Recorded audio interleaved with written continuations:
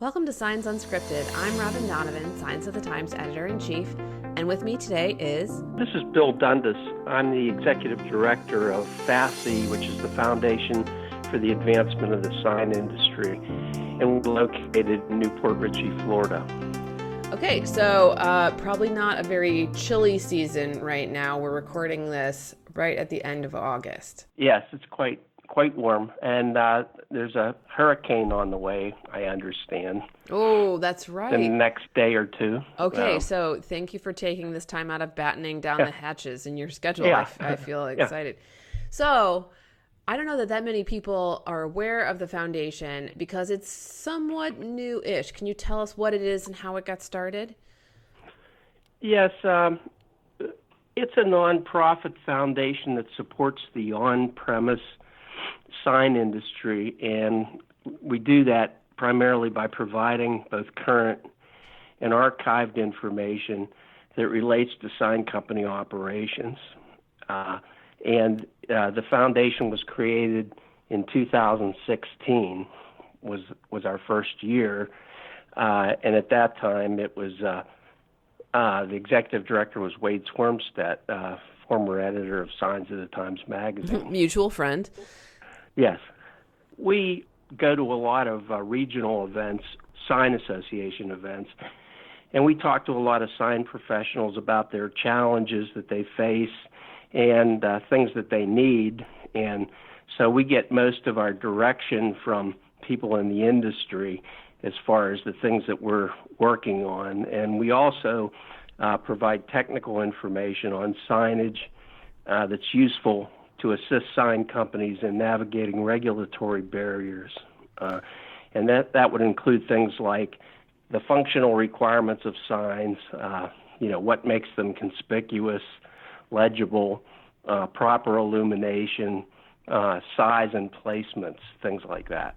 And so what do you think as far as challenges facing sign makers, since that's kind of what you're addressing? Like what would be some things in your top three, for example?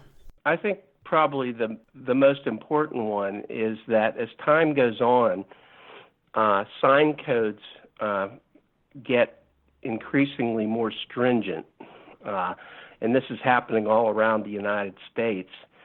And it's almost, in some cases, gets to the point where it's impinging on the functionality of signage.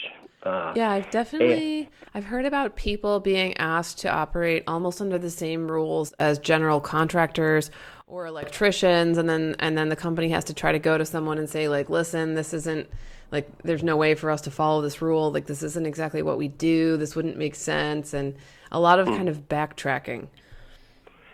Yeah, well, what you're talking about refers to the licensing requirements for which sometimes are developed for larger industries but end up being applied to sign companies, and that is an issue. I was talking mainly about sign codes. Okay. That determines what kinds of signs actually get installed for customers.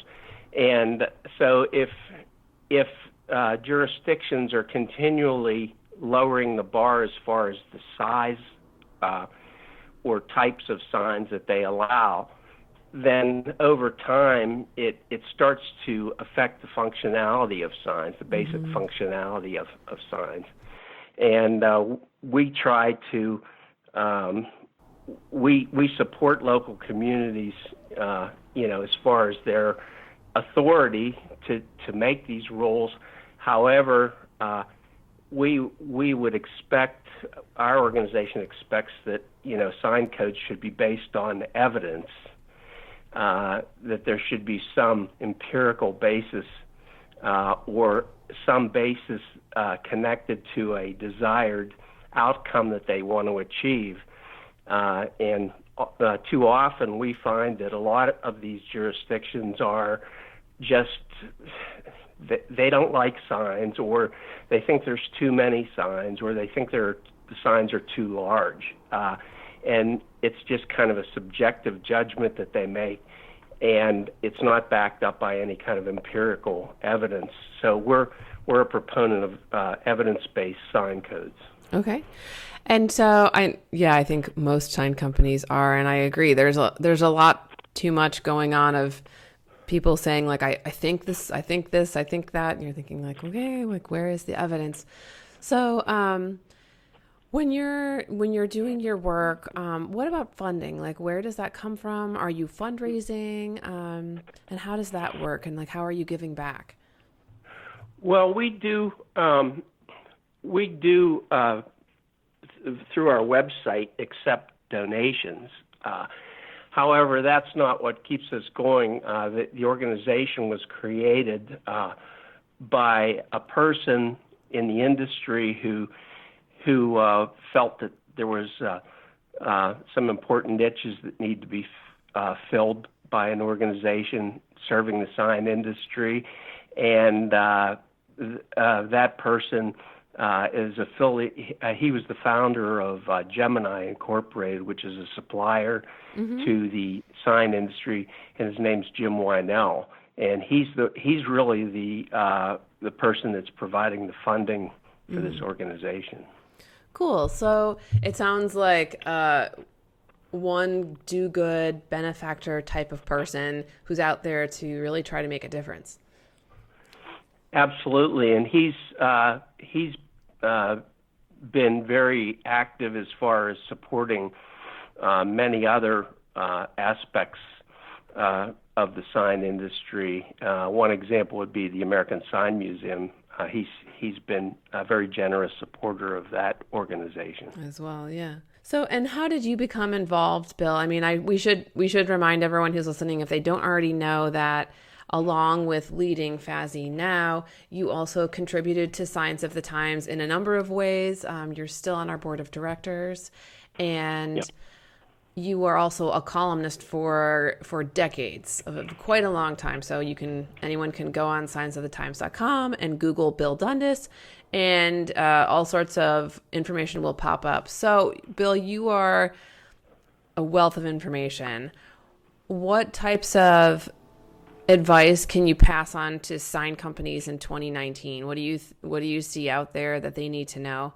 Well, I think the main thing would be that I would say that the regulatory environment is very fluid and constantly changing, and it's important for sign professionals to keep abreast of all the regulatory changes that occur. And that could be things such as changes in electrical codes, the National Electrical Code, which governs how signs are installed, how they need to be installed. That is updated every 3 years, and they need to keep up to date on the latest requirements for electrical.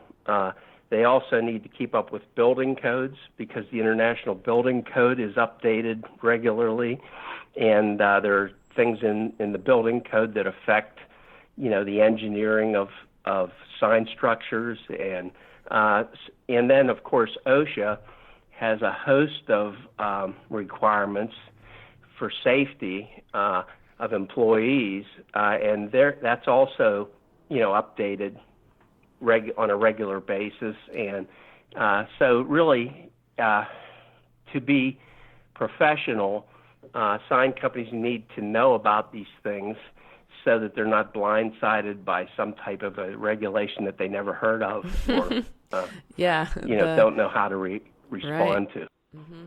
Yeah, it made me think of some of the crane operator certification changes that seemingly have been slowly evolving through over the last 8 or 9 years. So if folks want to look this up online, they can check OSHA, they can Google International Building Code, and the NEC, is that also available readily online when the new one comes out? Usually when the new edition comes out, you have to buy it. Okay. But within a year or two, it's usually available online. You can usually find it. Okay. That's normally the way it goes.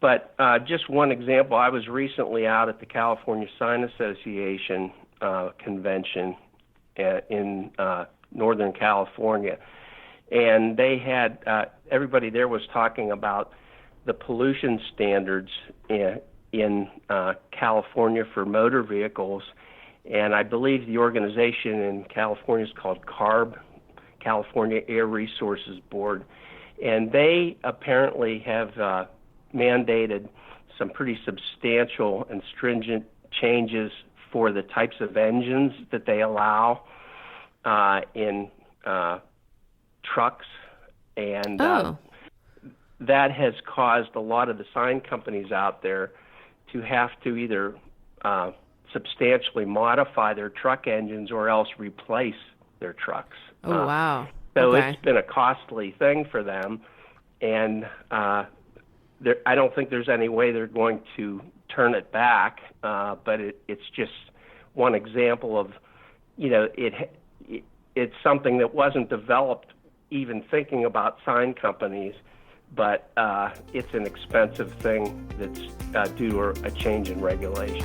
Interesting. So definitely worthwhile keeping up on all of this in everyone's spare time. And speaking of spare time, Bill, thank you so much for sharing some of yours with us. We really appreciate having you on the show today. I appreciate being on the show. Thank you very much.